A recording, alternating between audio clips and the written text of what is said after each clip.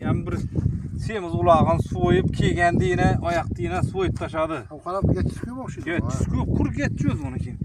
Öz az dükkana gitti az karaca deyip kemeye.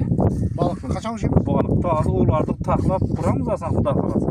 Kep görmeyenden gibi bilinmem abi öyle. Balık o kuramız yine ulakta iyilik başta öpke boğurunu bir. Aç karınga sundan Aç karınga sundan yak ama. Semiz yine ulağa yanmaydı. Güzel çık görmegen de bu. Kiçkinek yine.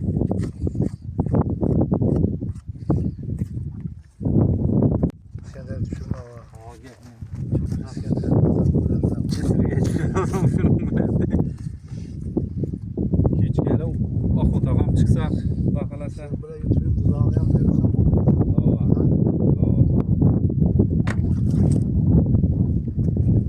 Oldu mu?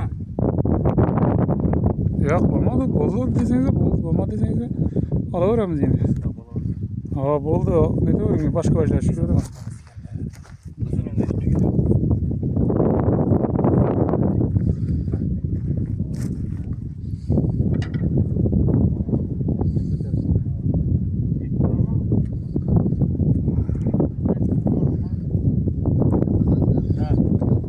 Güzel oğlum.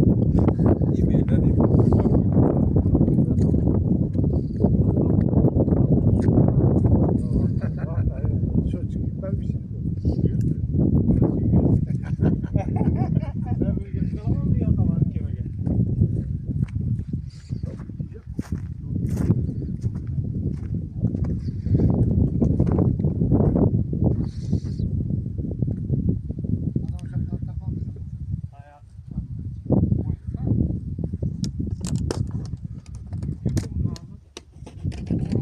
Benim bay dostum yattı.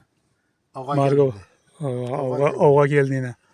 Koşamıldık. İşte de kuyrukta atat.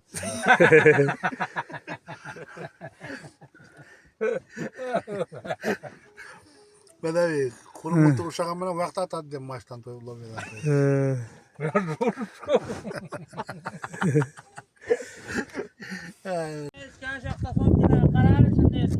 Başta zor çıkadık hele. Rengi düşüyorduk ya. Multukta rengi düşüyorduk ya. Gidip batırma. Buna kadar geçen kadar 5-6 gün alıp gelemem. Doldu. Koyansı kemelegin. Yaxşı. İşlerin olma dese. Hayra salı.